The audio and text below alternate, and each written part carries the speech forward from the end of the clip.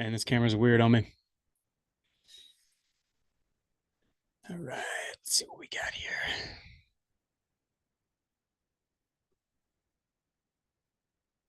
What's up, YouTube? I don't know if anybody's in here yet. Go ahead and close that out. Let's check online.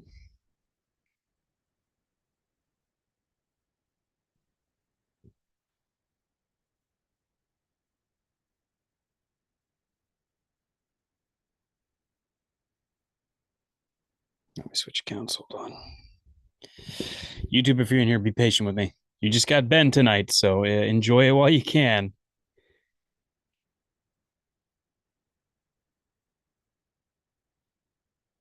Yeah, we're live and alive. YouTube, who's in here? Pocket Watch. Of course, you're the first one in. What's up, man? We're jungling, baby. You're damn right. Oh, Jackson, you can't start the pod off putting me on blast like that, man. All right. Oh, Ryan's here. Oh man. Stormin Ryan Norman. Holy cow. I can't believe you're here, man. Listen, you give me what you can. You give me your MVP takes. Yeah. Oh man. Look at the arm. See, this is why I couldn't make the graphic. You're not going to be out. You're not going to be out just because you're injured. No time Torn, on the bench. torn tries. Or those graphics have gotten wild now. By the way, Oh, dude, they're so nuts. there was one from Cristobal that said bullshit. Yeah, I know. I mean, at this point, I think they know their meme format. All right, we got Yeah, Pagawatch in here. We got Jackson in here. We're gonna go ahead and record. You ready to rock? yeah. I'm doing these from doing this from the cheap seats for a few minutes. All right, no sweat, man. All right, three, two, one. All right, everybody. The number one team in America, your Auburn Tigers, are coming off a huge, ranked 88-66 win over the Bulldogs of Mississippi State in Neville Arena. It was number one versus number 15. Auburn started the game with a kill shot, and despite what Jackson would tell you, this one was never really in doubt. I'm joined here tonight by Ryan Storm and Norman. I'm your fearless host, Ben. Ryan, what'd you think of this game, man? Man, coming into this game, you really didn't know what to expect. I think for all of us that have followed Auburn basketball for a long time, especially recently, Bruce always has his teams ready for the challenge. You know, last year, we all remember the game. Jalen was out against Georgia. Chaney Johnson was ready to step up and play. Same thing tonight. Chaney Johnson ready to step up and play. Plugged him right in with 17 points. You know, people I think know Mississippi State for their off or defensive prowess. You know, the way that they are tough, physical. We saw a little bit of that to start the game, but this team answered and they were ready for the challenge. They hardly missed Janai, if you will, the whole game. I mean, there were points during the first half where rebounding was a little off, and we could have used him inside. But I mean, the way the offense moved, the ways guys stepped up, it was an all around team effort. And you just got to be so thrilled to see us beat a top 15 team like that with the game was really never in doubt. I think there were times where we could have just easily put it away and we let them hang around, but I mean, what a win. This has got to be one of the most impressive wins we've seen in a long time from a team like this. I mean, especially when you think about we were missing the national player of the year. And Ryan, we led this game wire to wire. You heard me talking about it at the start. Then we started off with a kill shot, just like last year's injury game when we lost Jalen Williams and we thought our season might be completely derailed. Chad Baker Mazara and Chaney Johnson stepped up in a huge way. And that's probably a good place to start our MVP discussion. Ryan, I saw some crazy moves from Chaney Johnson tonight. Offensively, he has just continued to evolve as a weapon for this team in the lane. He finished with 17 points, 8 rebounds, an assist, a steal, but where he really replaced Janai Broom was in the block party. He blocked 4 shots tonight. How incredible was Chaney's game? Chaney defensively, I mean, that was the perfect matchup against Matthews. Matthews likes to bully ball. He likes to get to the top of the key, drive down. He had there was no answer for Chaney on defense tonight. He was blocking. Dude couldn't get a shot off. Was this incredible to see Chaney step up to the challenge there? And we've seen that over and over again from him. He is ready and willing, and he could. I mean, we all thought he was going to be starting this year. If it wasn't for the Twin Towers, he definitely would. But he's just the perfect guy to fit into these things, and also to just come off the bench and provide that spark plug. He's always ready for the to step up in these type of moments where we need someone to do so. And I just could not be. I'm not shocked, honestly. I don't know about you. I'm not shocked that he did this, honestly. If you've been following the Jungle podcast for a while, you will recall that last year Ryan predicted Cheney to push Jalen Williams for starting minutes. He was that ready to play, and we've seen it every time that he has been called upon. He answered the bell. Ryan Cheney didn't pick up his second personal foul until 16:36 to go in the second half. That's been our Yeah. biggest complaint about him all season is his overly aggressiveness on defense. And tonight he showed a maturity and a slowed downedness that I did not know he had. We all know that guys have a gear where they can go faster, but watching Cheney slow down and play more slowly and more intentionally with his defense was just incredible to see. Yeah, The second guy we it was oh a go ahead. weird game in terms of fouling because I mean Dylan only had two fouls the whole game. I mean, um, we only had two guys that had four, Miles Kelly and Cheney, but the rest really swallowed their whistles. And I don't really know if there were many like plays that you could have called fouls in the first half, but it was definitely a weird game from that standpoint of like I mean, obviously look, stock. I thought Menendez was reaching a lot, but I mean, they let us play and they let Mississippi State play. And honestly, I would not have thought that this was that going to be that type of game where we would run away with it. I thought if the refs swallowed their whistle, we were going to be in trouble, especially the Yeah, way but Mississippi State shoots free throws.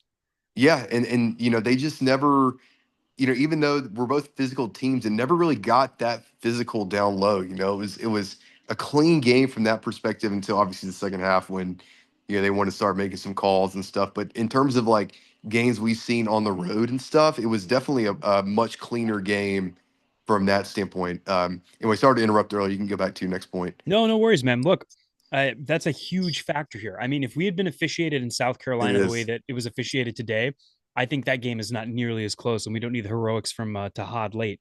But No. let's talk about the second way we replaced our missing All American tonight. Janai Broom averages around 18 points a game, but that factors in a game that he'd already missed this year. So really, if you look at Janai Broom's scoring output, he's usually good for about 20 to 22 points a game. Well, all Chad Baker Mazara did in his absence was go 3 of 5 from deep, 8 of 11 from the floor to finish with 20 points, 2 rebounds, an assist, a steal, and 2 blocks. Chad Baker Mazara seemed like he was everywhere tonight. Yeah, Chad. I mean, Chad's has been the perfect piece of this team the whole year. I mean, it's exactly what we needed to take the next step and the next level this year. He's just every shot he seems to take is like an acrobatic shot, but yeah, that's just like his comfort level of shooting, and he gets it off so well. He just causes havoc, but yet still plays under control. And it's just it's so good to see that that's you know him take that step from last year to this year. I think we saw glimpses of it, but to do it so consistently is just incredible from that standpoint. I also think it's really if you look at the stat sheet here, one, two, three, four, five, six guys in double figures, pretty evenly spread across the board. Talk about replacing those points like you mentioned earlier. That was distributed pretty well across the board. Through six guys too. But I'll tell you where we had a stat that was not distributed evenly across the board tonight, and that was rebounding. When this game was at its closest, Mississippi State was cleaning up on the glass. As a team, the Bulldogs finished with 20 offensive rebounds and 22 defensive rebounds, but 20 offensive rebounds is absolutely crazy. And the guy that led us in rebounding tonight, none other than shooting guard Miles Kelly. Now, Miles Yeah. Kelly is 6'6", but when you think about what he was asked to do at Georgia Tech, he was a volume scorer. He was taking 15 to 20 shots a game, just trying to keep them in it. And you look at what he did tonight, he only finished with 13 points. Miles only took 8 total shots from the field, 5 shots from deep, 3 of which he hit. But he was a monster on the glass. I mean, the way this guy was crashing aggressively to the boards, it was something to behold from a guard. Yeah, he definitely stepped up to the challenge. Out rebounded 42 to 30. Some of those, maybe a couple of those are inflated there at the end. But in the first half, I think at some point Mississippi State had, you know, 5 offensive rebounds in a row. There was a point where we didn't even get a grab a rebound for 9 rebounds in a row at some point, And yes, I think a lot of that has to do with the fact that they were just shooting up some clunkers, man, in that first half, and they were just there at the right spot, at the right time. But when we got down there and we boxed out, you could really tell when we're really trying on the boards. And I think in some press conferences that's been mentioned by some players is like it's just an effort thing. And Miles Kelly, for example, that was an effort thing today, and grabbing that double double with 13 and 10. But he helped the guys down low by going down there and grabbing those boards and doing that. So I think it's encouraging to see us get out rebounded by 13 and yet still have this big of a victory. But it's always going to be a topic throughout the rest of the year is our rebounding there and our effort on the boards. When we want to rebound, I think we can. It's just an effort thing. And that, for my money, is why Miles Kelly gets our MVP tonight. I mean, we Ooh, started the game with a kill shot, but what kept Mississippi State from getting the game close was Miles Kelly's aggressive rebounding. And you talked about it already. It was our defense at the 3-point line. Mississippi State started off 1 for 11 from deep. And that's not just on Miles. A lot of that's on Denver Jones and Todd Pettiford defending that deep line too. But when you think about Miles Kelly out there as a 6'6" imposing guard, I don't know that Bruce Pearl has ever had a 2 guard with his kind of size and tenacity. Mississippi State only hit 3 3-pointers all night. They finished 3 of 24. They were 22 of 53 from the field tonight for a 34.9%, about 35% shooting percentage. I mean, defense was the difference in this game. In a game where we still got punked on the glass, you had a guard lead this team in rebounding. That to me says MVP. But what are your thoughts, Ryan? I wasn't gonna go Miles, but you might have convinced me there. I was gonna go with our guy CBM just because he just produced so well in offense and did that. But I mean, gotta look to see if that's Miles Kelly's first double double. I have no idea. I don't think we had enough time to look into that. But Oh, we didn't even mention it. It's his first double double in an Auburn uniform for sure. And yeah, yeah, he had a double double. He finished with 13 points and 10 rebounds. I mean that's pretty awesome from a guard there, and especially needing to rebound better after last game, and that was probably a challenge issue by the coaching staff, and he went out there and he did that. I mean, I'd totally be okay giving him the MVP because of that, and playing 29 minutes, looking at some of this minute breakdown, which we'll get into in a minute, is pretty fascinating. But Yeah. I'd be cool with Miles Kelly getting the MVP Well, tonight. look, we've got Tucker Robinson here in the chat who's saying maybe the MVP tonight should be Aiden Holloway for holding that L across the state from us. In case you haven't had a chance to check up on the scores yet, Ole Miss just went into Tuscaloosa and beat that team from up north 74-64. We love that, but Yeesh. that young guy's he's not on our team anymore. We got Jackson Garrett. Jackson, man, we love you. The pod wishes you were here with us tonight to celebrate this one. 5 players in double digits. He's advocating for team Six, MVP, six. which you oh six, six, Oh six no, players in 5. double Sorry, digits. that's because I had surgery. I can't count. If you hear any bad numbers tonight from Ryan, who's one of our chief stat and ball knowers, he's on a lot of pain meds. He's got a torn tricep, but he's podcasting through it. Yeah, there it Friends is. and neighbors, we got Tucker Robinson here in the chat. We got Mr. Beautiful saying we almost look better without Janai Broom. Let's pump the Nah, brakes on that one. come on, I'm guys. repping. I'm repping my Janai Maui jersey here tonight. But he's also talking about Miles being a sharpshooter. We haven't had a chance to check Reddit yet, but Ryan, it's just you and me tonight, man. I'm happy to crown him. Miles Kelly, Jungle MVP. Way to rebound out there. Yeah, I'll give it to him too. I'll give a couple parting thoughts here as I'm gonna uh, let you finish out the night here. But it's definitely, I think the way the offense moved, there were definitely some points in times where I don't think we moved the ball as efficiently as we did with Janai on the floor. I think that was pretty evident there in the second half. I think a lot of times we let the ball stick with the hot a little bit, and part of that I think the rotations got off a little wacky. Yeah, Um, we'll talk about that later for sure. but I just a parting thought here. I think it's such a refreshing team victory. Just to know that hey, we've got guards. We can. they can step up and do these type of things when we need them to. This team is more than just one guy or one player, and I think we put the nation on notice tonight. Doing that. You look, Ryan, we've known pretty much since Maui that Janai Broom is the best player in the country. He was leading player of the year votes. He was leading player of the year in Ken Palm by a pretty wide margin. And Auburn just became the number one team this week. And you're seeing why. We are not a one man show. Janai Broom is not replaceable as an individual player. But the way that this team plays, they have shown they can step up and make the difference. Yep, tough one this Saturday at Georgia, but um, I think this team's up for the task on the road. I really do. Absolutely. Ryan, any parting thoughts? No, I mean, look, number one team in the country. Let's keep this going.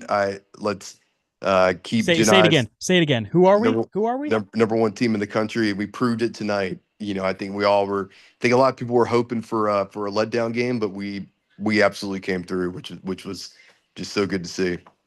That's the magic of the jungle, baby. Ryan, thanks for hopping in. We appreciate you. We hope your recovery continues to go well. Maybe we'll see you and Janai Saturday. Who knows? Maybe through the miracle power of healing there. Let's see, man. Absolutely. War Eagle, everybody. War Eagle Ryan. Holy cow, what a game tonight. I mean, you heard Ryan talk about it. We had a lot of folks, including yours truly, if you were part of our group chat, that was expecting a little bit of a letdown game tonight. If you're an Auburn fan, sometimes you're snake bit by that sense of disappointment. You finally reach the mountaintop only to get knocked off. But man, what a way to respond. We had Cam's Current just jump here in the chat. We're sorry you missed the MVP vote. It's Miles Kelly tonight, who finished with 13 points and 10 rebounds from that two guard position. We love to see his first double double in an Auburn uniform. Absolutely incredible. All right, Jackson here has finally got me some Reddit MVP votes. Let's take a look here. All right, we got one bump fuzz sand. The MVP for me is Chad Baker Mazzara. He set the tone with big threes early. Absolutely. He was part of that 10-0 kill shot that we had to start the game here. The team played confidently because of it. You're absolutely right. Starting this game with the lead was so huge for us and so huge for our confidence and so huge for our ability to hold on and win this game. We got let's see here. AU Bear. Good to see you back as always in the Reddit chat. Cheney and CBM. You have to split it. They both stepped up equally. 20 points, 2 blocks, 17 points, 4 blocks, 8 rebounds. I mean, we talked about this a little bit earlier. It was reminiscent of that game where we lost Jalen Williams and had to go on the road to Georgia. And we were all thinking, how do you replace a fifth year senior, a guy that was such a key part of that offense? And we did it as a team. And those two guys did it as individuals. They had been guys coming off the bench and they were forced into the starting lineup. And all they did was both have career highs and absolutely torch Athens. It was a huge, huge game for us. But we don't do co MVPs anymore, AU Bear. If you listen to this podcast, you know we got to make the choice. And tonight it was Miles Kelly. Let's see here. TG Rogan 21. Cheney, if we choose one player, but I vote the entire team. So many people stepped up. We needed him to. That's absolutely right. I mean, you think about that second half. Dahad Pettiford was absolutely masterful. We're going to go into that as we get into the breakdown here. And then let's see. I'm going to assume this is Sid Engineer, right? Sid Engineer 42. Cheney is the MVP. It's great to have him as Broom backup. Shout out to Kelly with the double double. See, you knew all along. Miles Kelly just was too incredible tonight on the glass in a place where we really needed it. I mean, facing a huge front court from Mississippi State, we knew rebounding was going to be key. It's part of why Dylan Cardwell was our player to watch. If you follow us on socials, if you don't, make sure you're following us on Twitter and Instagram. It's a great time to have a community pre and post game in addition to the podcast and checking us out on YouTube. So I'm going to go through my game notes here and we'll talk about some player performances, but like overall, this was just an incredible game from start to finish.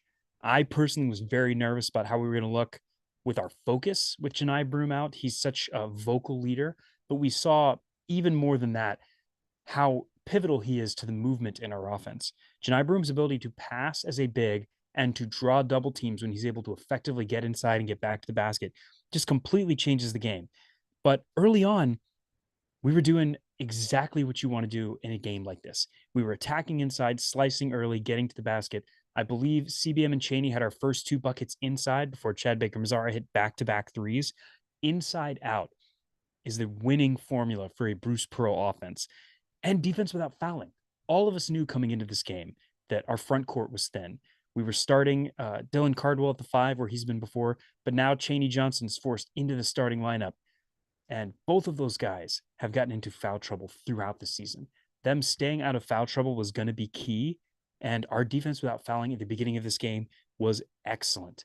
Chaney Johnson hit his first 2 free throws. Chaney Johnson has not been a great free throw shooter this season. Dylan Cardwell definitely still got some work to do in that regard. But Chaney Johnson finished tonight. We're going to see if we can find his stats here from the line. Yeah, those were his only 2 free throws. Like Ryan was talking about earlier, the officials kind of let us play. So there wasn't a ton of free throw shooting, especially from our end. And Chaney Johnson hitting those first 2 free throws early was absolutely massive. And then we had a kind of a tricky turnover at the beginning of the game there that led to a Mississippi State run in the open court. And all that happened was we once again saw Denver Jones join the block party. I mean, you want to talk about disciplined defense, it's right there for you in a play. Watching Denver Jones run down the court after a turnover, not foul, but successfully get a block. We outsized Mississippi State's front backcourt. Their front court matched up with us pretty well, but their backcourt is pretty small. Josh Hubbard is one of the only 5'11" players in all of NCAA Division One. That was something they talked about in the broadcast. And so if we had an advantage, it was definitely our height. And you saw that in the way that Denver played his defense tonight, and definitely in the way that Miles rebounded. I mean, Josh Hubbard is a stud, and he did not get his first basket until 8 minutes and 5 seconds to go in the entire second half. It's just an incredible defensive performance and exactly what you need at home. You need to throttle these teams and force them to play from behind. It's going to make them play faster and it's going to allow you to play looser. We really tonight replaced Janai Broome in the aggregate. You can never replace what he does as an individual player. A guy that is top 5 in the SEC in blocks, top 5 in rebounds, and top 5 in points. You think he's going to leave a massive hole. And we filled that hole with multiple players. We filled it with Chaney Johnson getting blocks. We filled it with Chad Baker Mazzara getting points. And we filled it with Miles Kelly absolutely vacuuming up rebounds. But man, Chris Moore came in tonight to the rotation a lot earlier. This has become a trend when we have foul trouble or when we have injuries that we're seeing Chris Moore slot into rotations a lot earlier than probably any of us would like him, particularly Jackson if he was here. But Chris Moore stood up against Cameron Matthews, another fifth-year senior guy, a big-time front court player in the SEC, and forced him to get rid of the ball. We already talked about Cameron Matthews not getting his first bucket until there was 9:25 to go in the second half. Our defense of Mississippi State Stars is absolutely incredible. I mean, it had been a trend for the last 2 years for guys who came in as bucket getters to get theirs against a Bruce Pearl team. We had to figure out where we were going to bleed from, and we always decided it's going to be the star player. Tonight, we absolutely shut down Cameron Matthews and Josh Hubbard until the game was too far away for it to matter. And Chris Moore was a shockingly big part of that with his early minutes tonight. He managed to finish with a nice bucket inside. So, he's contributing to the scoring column. We always call that found treasure. He played 12 minutes tonight, so that's a couple of really important rotations in there. You're just so grateful for a guy like that stays committed to this team. He's already got a couple of rings as an Auburn player. I think he deserves at least one more. We'll see if we can deliver it to him. We had some wild rotations going on early. At one point, we had Chaney Johnson and Turtle Hudson out there as our front court. I'm not sure who was the 5 and who was the 4. It looked like we did what we did with Janai's last injury, where when Dylan was out of the floor, we slid Chaney down to the 5. And that was part of why he was able to make such a massive contribution to the block party. But Turtle Hudson, again, coming in, not fouling too much, just being a big body in there, absorbing contact, making guys work for it. He finished only having played 4 minutes, but they were in the first half when the game was still kind of rocking back and forth of, are we going to run away from this team or not? So you can just see the value of having him there as a big body. So hugely important. Teams continue to attack Jihad on the defensive end. That was probably the single weakness that I noticed in the first half. I wish Ryan was still here with us to sort of talk about this because it's become a trend as we've gotten into conference play of teams taking advantage of our switching defense and switching bigger guys onto Tahad. And he just hasn't quite figured out how to defend them yet. It seems to me like Tahad has managed to dial back on his fouling and reaching, which is just so huge because we need him out there on the floor as a playmaker. He only finished with 2 fouls tonight. So that's a big sign of growth from Tahad for sure. Even when he's having a frustrating night defensively, his ability to contribute across the board, he's just too valuable for us to need to sit him for foul trouble. I've got some notes in here about Chaney Johnson's three-step turnarounds. I mean, we all know Broom getting back to the basket and going over that right shoulder is unstoppable. But Chaney Johnson has developed a three pivot turnaround that is just one of the nastiest moves I have seen in the low post from an Auburn player. I mean, given how skinny he is, you would not expect Chaney Johnson to be able to just bully guys and get his shot like that. But back to the basket, man, Chaney Johnson is something else. He had some really nice floaters tonight, but I was blown away by his interior offense. Um, the CBM freak show continued tonight. He led us in scoring with 20 points, but he did it in some of the most unbelievable ways. I mean, you expect a guy like Chad to go out there and hit his three pointers, but his circus shots are something else. I mean, he had a reverse layup on a broken transition play that was just a magical basket. And you can tell he is evolving as a player in such a real and effective way. I mean, we watched, I believe it was Cameron Matthews try to get in his face and get a rise out of him tonight, but he managed to not overreact. He managed to just be able to enjoy the moment of somebody trying to get a rise out of him for a change. And I think that's a huge step in his maturation as a young man here. He is so valuable to this team. And we're seeing it even more, and we're going to see it throughout however long Janai Broom's absence is. His offense is just irreplaceable, and his defensive tenacity, his energy. We want the Chad Baker Mazara that is out there having fun. We don't want the Chad Baker Mazara that feels like he's got something to prove. Because Chad, baby, if you're listening to the podcast, and we know you do, because we know you love it, and we know you love the MVPs, you have nothing left to prove to anyone. You are a bona fide star in this league. You're going to end the season as an all conference player. Go out there and let your game do the talking just like you did tonight. There's not anybody that can stop you. Sonichu, welcome to the chat. We're so glad to have you here. War Eagle boys, the guards are for real. Never in doubt, not once. Man, we need you in the group chat so you can make fun of me here.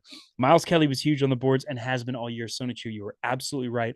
Miles Kelly has been one of our most aggressive defenders. Now that he's sort of gotten used to the system and gotten used to playing with these guys, you can tell he came here to win. He is not about his numbers. He's not about his stats. He's about playing winning basketball, and we love to see it.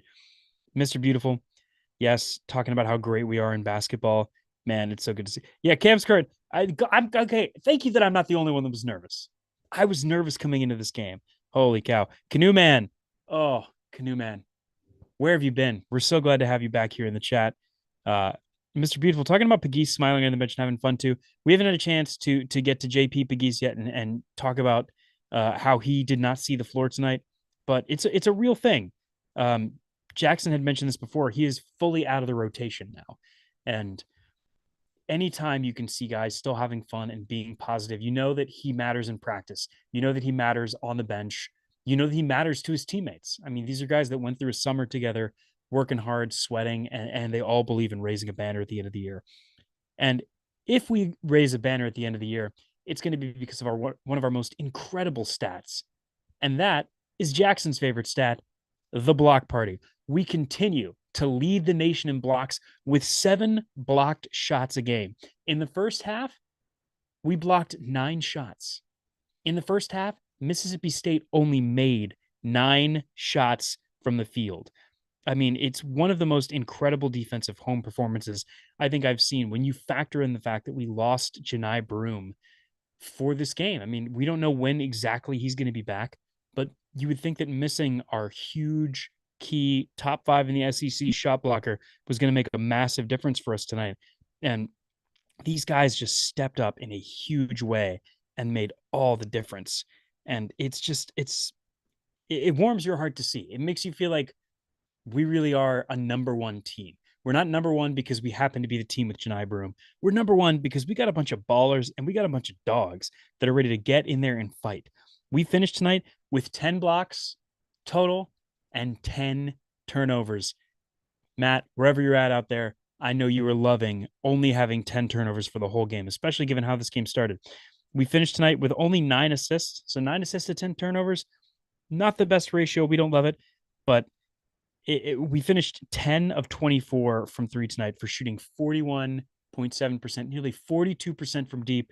Matt and Jackson, I know you both love that number, especially shooting at home. We were winning the steal battle in the first half, and that made a huge difference in the game. Our ability to be aggressive and poke those balls out and make Mississippi State think twice, get a little later in their shot clock. We finished the game winning the steal battle 11-7.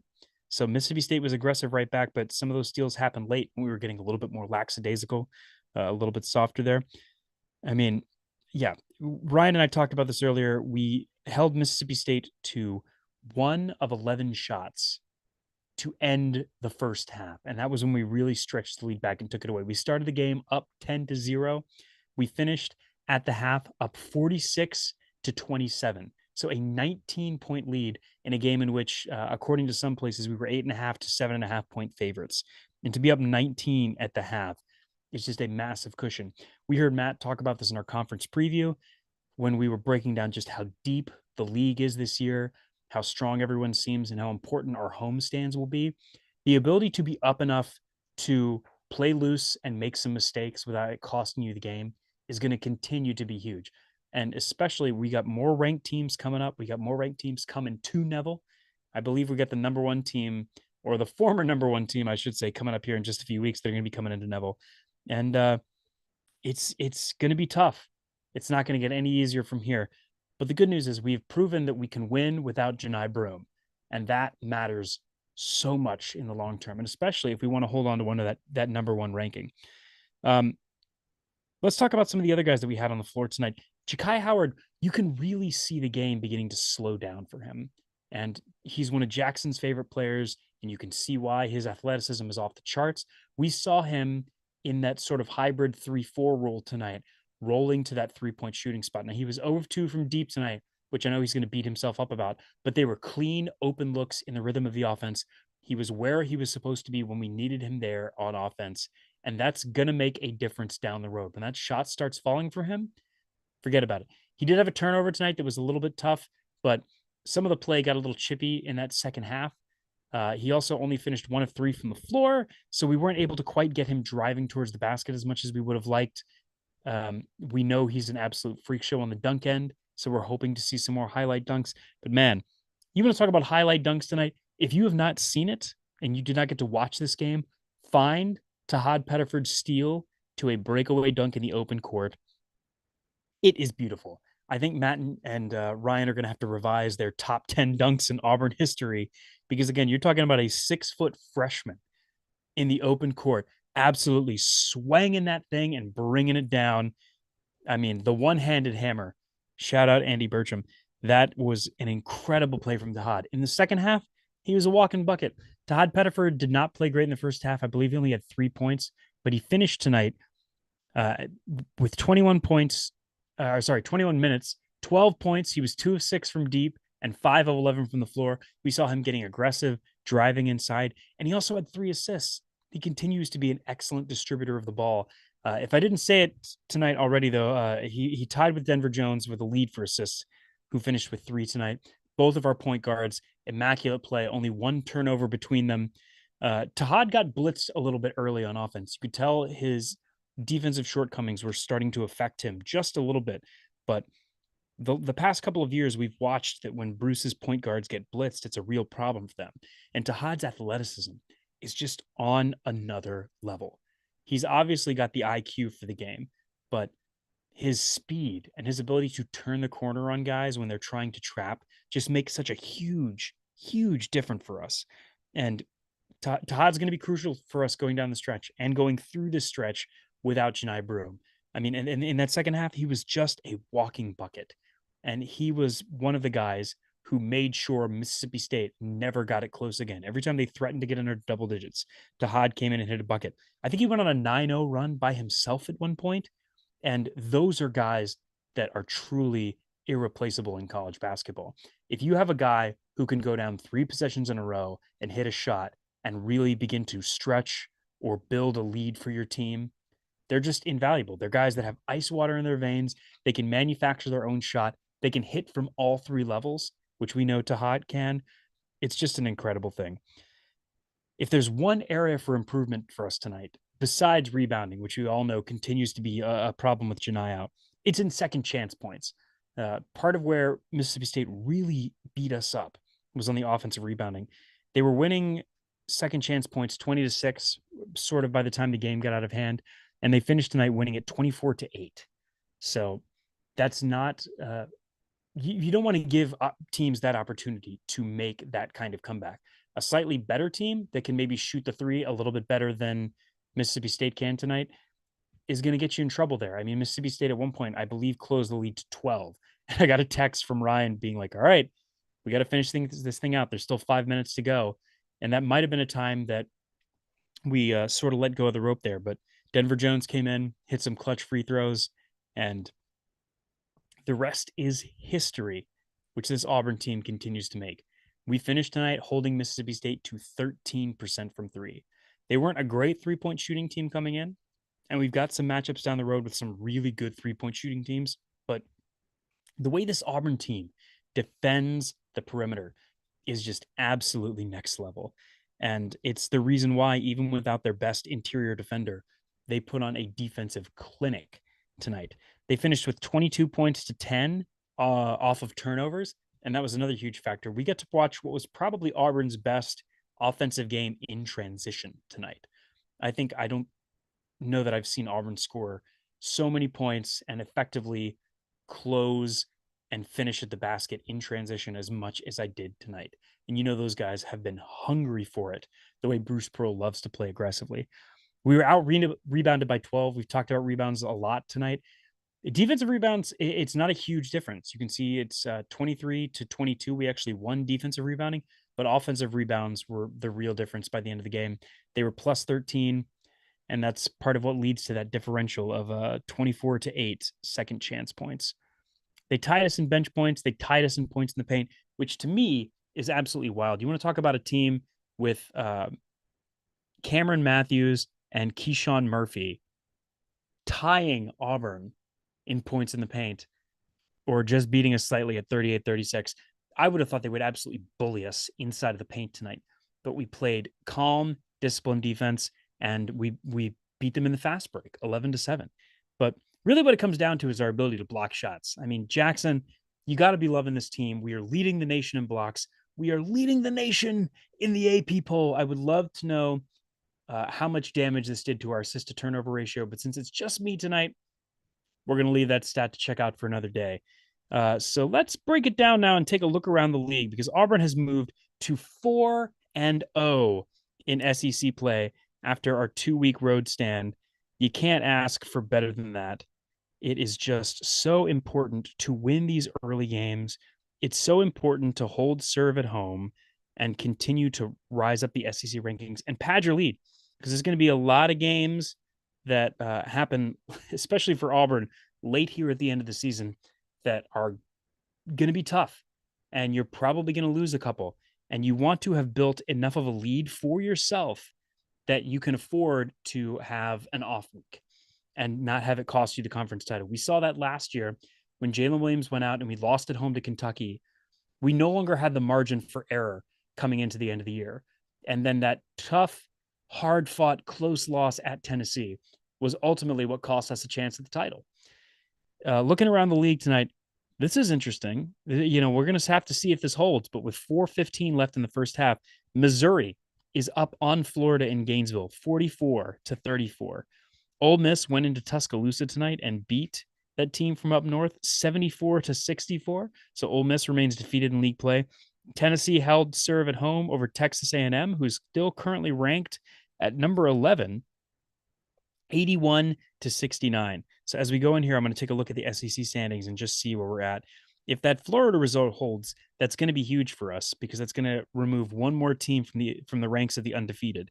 But right now at the top, we've got Auburn at 4-0, Ole Miss at 4-0, team from up north at 3-1, Kentucky at 3-1, Florida at 2-1. So I forgot, Florida lost at Kentucky. So this would be a rare opportunity for Florida to take a second loss and to take a loss at home. Tennessee is currently 2-1, and Auburn's foe on Saturday, the 23rd ranked Georgia Bulldogs, are also 2-1. Coming up on Wednesday is when we have the other half of the SEC slate. and we're going to have Georgia play at Tennessee. So that's going to be a tough road game for the Bulldogs of Georgia. They are on the year doing pretty good. They're definitely having a really fantastic season for Georgia. 14-2.